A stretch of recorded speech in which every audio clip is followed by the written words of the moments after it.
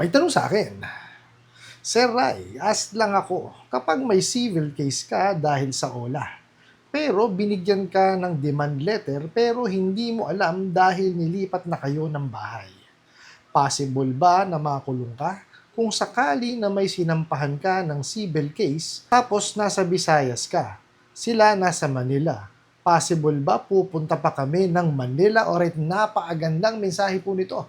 Pero bago ho natin sasagutin, imbitahan ko muna sana kayo na pakisuportahan po sana ang aking mga social media accounts sa YouTube, Facebook, and TikTok. Alamin po natin kung totoo po ba yung banta nitong bugok at abusadong online lending apps na to. No? Pero bago ho yan, disclaimer po muna, hindi po ako abogado.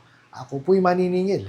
Lahat po na sinasabi natin sa ating mga video is based on my experience at syempre po sa ating po pagsasaliksik at pagtatanong sa mga kaibigan po nating abogado.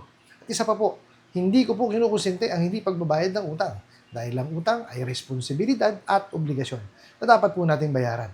Ang hindi po ako pabor ay doon sa maling pamamaraan ng pautang at maling pamamaraan ng paniningil. Sagutin po natin at himayin ang pinadala niyo pong mensahe. So sabi niyo nga po, Sir Rai, ask lang ako kapag may civil case ka dahil sa OLA, pero binigyan ka ng demand letter pero hindi mo alam dahil nilipat na kayo ng bahay. Doon ho muna tayo. Okay.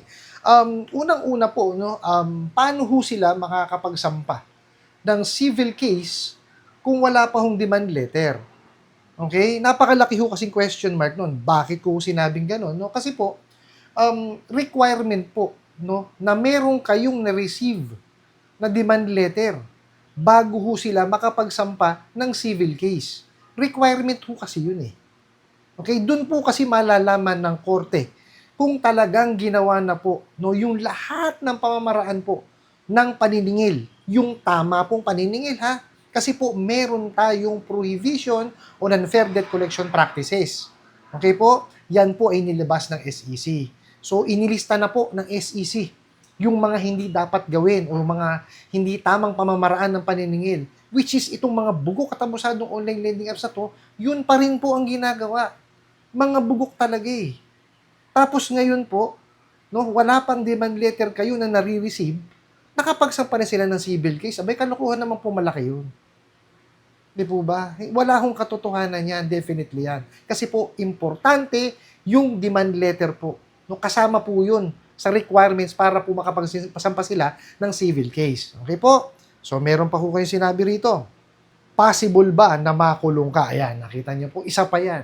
No? Sa ano po natin, no, sa constitution po natin, nakasaad po doon na wala pong nakukulong sa utang. Kung utang lamang po, ha? Not unless no, na meron pong halong panloloko at pandilin lang.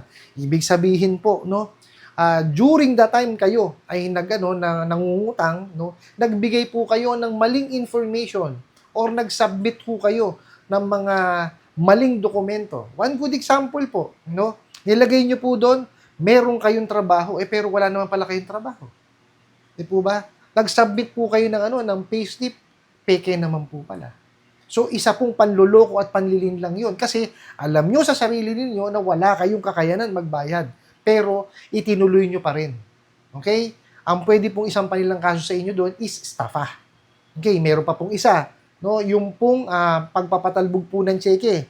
Meaning po, alam nyo naman no, na walang pondo, close account, no, o kulang ang pondo, pero in-issue nyo pa rin yung cheque. So, meron talaga kayong balak na hindi bayaran. Kasi alam nyo kulang ang pondo, walang pondo, di po ba? So, tatalbog po yun. BP22 po ang po pwedeng isang pangkaso sa inyo doon. Doon sa dalawa kong nabanggit na yun, may kulong po yun.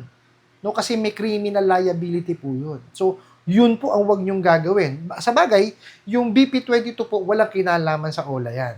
Okay? Kasi yun po ay manner of payment. Kasi sa OLA po, online ang pagbabayad, di po ba? May mga payment channel sila. Pero po yung estafa, no, basta meron pong panloloko at panlilin lang, no? Yun po ang yun po ang kaso doon ha, kasi marami ho ang naliligaw, no? Pag sinabi ho kasing estafa, akala nila yung pera itinakas, hindi po. Ang sinasabi po dun sa estafa is yung act ng panloloko at panlilin lang. So yun po yung yung sinasampahan ng kaso doon. Okay po, sana maliwanag ha. Tapos Kung sakali na may sinampa na civil case tapos nasa Visayas ka, sila nasa Manila, possible ba pupunta pa kami ng Manila? Okay, ito ho yan, no? Let's say, nagawa na po, no, yung lahat ng pamamaraan po ng paniningil, okay? Tapos, talagang hindi pa ho kayo nakakabayad, hindi kayo nasingil. Ngayon, kailangan ho kasi, ulitin ko, makareceive kayo ng demand letter. So, paano nyo po marireceive yung demand letter kung lumipat na po kayo ng bahay? Di po ba? Kung hindi nila alam yung inyong address. Okay? Isa po yun. So, hindi ho kayo mapapadalan. Not unless nag-skip trace po sila at nalaman nila yung bago nyo pong address. Let's say, no, na-skip trace po kayo, no, at natuntun yung inyong address at napadalan kayo at naka-receive kayo ng demand letter. So, ngayon, kailangan tugunan nyo yung demand letter. No? Kasi ho, ang demand letter, it's demanding payment. Let's say, hindi nyo ho natugunan, hindi kayo nakapagbayad. Kasi isa hong pagkakataon yun eh. No? Yung demand letter, pagkakataon yun na kayo po ay makapagbayad, binibigyan kayo ng pagkakataon yun eh. Let's say, hindi ho nyo natugunan. So, may karapatan na ho sila na maghabla, no, ng small claims case sa small claims court. Now, eto po yan. No? Pag magsasampa po sila ng kasong small claims, no, kailangan yan, kumpleto po yung kanilang documentary requirements. Ibig sabihin, yung pagpapatunay na kayo po ay may utang sa kanila at pagpapatunay na sinisingil talaga nila kayo. No, kumbaga may failure ng collection sa inyo. Okay? So pag napatunayan ho nila yon, yan punta ho sila sa korte. Okay? Sa small claims court para po makapag-file sila doon ng kasong small claims case. May fill out po sila niyan, yung statement of claims. Kasama po yan sa ipapadala sa inyo na imbitasyon. Ngayon, pag naka-receive po kayo niyan, kailangan nyo pong tugunan yan. Okay? Kasi po pag hindi nyo siya tinugunan, ay naku po, mananalo po sila by default. Okay? Pag sinabi yung nanalo sila by default, kasi hindi ko kayo nagpunta eh. Kumbaga, hindi nyo binigyan ng pagkakataon yung inyong sarili na ma-defend po, no, sa harap po ni judge. No, kaya importante pag naka-receive kayo niyan, kahit nasa sa Maynila yan, kailangan nyo pupuntahan. Okay, para po maipagtanggol nyo yung sarili ninyo. Ngayon, kasi pag nandun naman ho yan, hindi nyo naman ho kailangan ng abogado. Okay po, kayo lamang pong dalawa, yung representative po ng OLA, at saka po kayo, at si judge, saka po yung stenographer. Yun lamang po ang nasa korte. Sa simula ho yan, pag-uusapin kayo, no? Para magkaroon kayo ng ng usapin kung paano ba niyo babayaran, no? Ngayon, kung meron hong kakatapusan, kumbaga nagkaroon kayo ng agreement na eto magiging bayad ko, di ba? Ay di-desisyonan po ni judge 'yun. Ngayon, kung wala po talaga naging yan, pakikialaman na po ni judge yan. Ngayon, ang titignan po ni judge diyan, yung ebidensyang ipinresent po nung naghabla at kung kayo meron din kayong ebidensya, babasahin din po ni judge yan. So, kung meron po kayong mga harassment na na-receive, at tapos yung yung proof na malaki po yung yung kaltas sa inyo at malaki yung interest, i-submit niyo po yun. Babasahin po ni judge. Ngayon, pagka si judge nag-decide, definitely yan, final yon at kailangan ni-execute yon.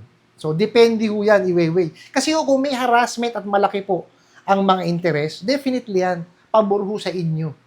No? Pabor po dun sa nanghiram, yung magiging desisyon. So, mababaliktad pa yan. Kasi, hindi ho tama, no, na ikaw ay mangharas. Hindi ho kasama sa paniningil yun eh. Okay? Kasi nakasaad nga po yun sa prohibition of non-fair debt collection practices, bawal eh. Hindi po ba? Hindi ho yun, kumbaga pinapahintulutan ng batas natin ng mangwalang yaka ng tao. So, po yun, papanig po sa atin, no, si judge regarding that. Kasi bawal lang mangharas eh. So, mababaliktad ngayon yan. Baka sila pa po ang magmulta o mapakulong pa sila. Kaya hindi ho maghahablay ang mga bugok na yan. Now, doon po sa nagpadala ng katanungan, lagi ko hong sinasabi to, kung nakaka-receive kayo ng mga pananakot, pangwawalang ya, no, dyan sa mga bugok at abusadong online lending apps, huwag niyo ho silang pansinin. Isantabi niyo po. Okay? Kasi ito sasabihin ko sa inyo, may karapatan silang maningil, pero wala silang karapatan na walang yain ho kayo. Tandaan nyo po yan. Okay po? Ngayon, kung may mga harassment na ganyan, isang tabi nyo. Tuloy ho ang buhay. Hindi nyo ho kailangan mag-dwell masyado dyan sa mga pananakot nila na yan. Kasi ho, walang katotohanan yung mga sinasabi nila na ganun. Yung mga sinasabi nilang may pupuntang pulis, pupunta sila sa bahay ninyo, may abogado, may kung ano-ano pong sinasabi, wala hong katotohanan yun. Pansinin nyo nga ho, walang pangalan ng OLA eh. Di po ba? So, ibig sabihin, takot silang ma-identify. Kasi pag na-identify po sila, may karapatan kayong sampahan sila ng kaso eh. Kilala nyo ho eh. Di po ba? Alam nyo yung OLA eh. Yun ho kasi importante pag maghahabla ho tayo ng criminal case eh. Oh, kailangan kilala ninyo kung sino yung ihahablan ninyo. Kaya ho ay magpakilala ng mga bugok na yan. Ngayon, ito pa po. Meron ho tayong mga sangay ng gobyerno na po pwede nating lapitan. Nandiyan po ang SEC, BSP, NPC, PNP, NBI, tsaka po ang PAOK. Okay, dyan po sa akin description box, nandyan po yung kanilang mga email addresses. Pwede nyo hong ipadala yung inyong complaint no, sa mga email addresses po nila. Kalaki po yung inyong ebidensya. Doon po sa mga taga Metro Manila no, at karating probinsya, sa Pasay po, no, may one-stop shop po dyan. So, pag sinabi pong one-stop shop, nandyan po yung mga sangay ng gobyerno, nandyan po silang lahat, tapos puntahan nyo na lang po sila. Kung baga, isang punta nyo lang, lahat po yun, nandun. Po pwede nyo silang i-complain doon. No? Ang importante po dyan, pagka talaga nabaon na kayo, tatagan nyo ang dibdib nyo. Kasi puro pangwawalang niya po ang gagawin po sa atin yan. Kaya po lagi ko sinasabi sa inyo, di ba? Huwag ho kayo manghihiram dyan. Ni tangkilikin o basahin o panoorin yung mga ads nila, huwag niyo yung gagawin. Kasi po, pag napasok na kayo dyan, naku po, dyan ho na magsisimula ang sakit ng ulo ninyo. Eh, paano kung magkaroon kayo ng anxiety depression? Di po ba? Pagka ho yan, ito pala ha, pag yan illegal, okay? Yun lamang pong dinisburse ang babayaran po ninyo.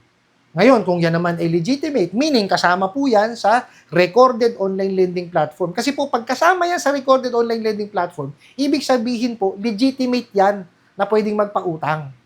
Okay? Incorporated yan at may secondary license yan. So, makipag-usap po kayo. Pero kung patuloy ang pangwawalang yan sa inyo, tigil nyo. Pero pag-ipunan nyo pa rin. Okay? Bayaran nyo lamang kung ano po yung nakasaad doon sa memorandum na inilabas po ng BSP yung ceiling on interest rate. Pag 10,000 pababa po ang nahiram po natin at hindi lalagpas sa 4 months. Okay? Importante po na kahit papano meron tayong naiintindihan at nalalaman sa batas. Hindi naman natin kailangang kabisaduhin eh. Yun lamang pong basa tayo konti, naintindihan natin. Kasi po, ito po yung mag-aalis nung fear natin sa kanila. Yung anxiety, saka yung depression. Kaya nga po ginagawa natin tong video na to eh. Kasi yun yung iniiwas natin eh. Di po ba? Yung anxiety, saka yung depression. Kasi napakarami na po tayong mga kababayan ng nagbuwis po ng buhay dyan. At ayoko na po na madagdagan pa. I hope nasagot ko po itong katanungan na to at sana po'y makatulong. Maraming salamat po sa inyong walang sawang pagsuporta at panonood sa aking mga video. Maraming salamat po sa inyong pag-like, pag-share, pag-comment at pagtatanong. And kunin ko na rin po itong opportunity na to na imbitahan po sana kayo na pakisuportahan po sana ang aking mga social media accounts sa YouTube, Facebook, and TikTok. Hanggang sa muli po, yun lang!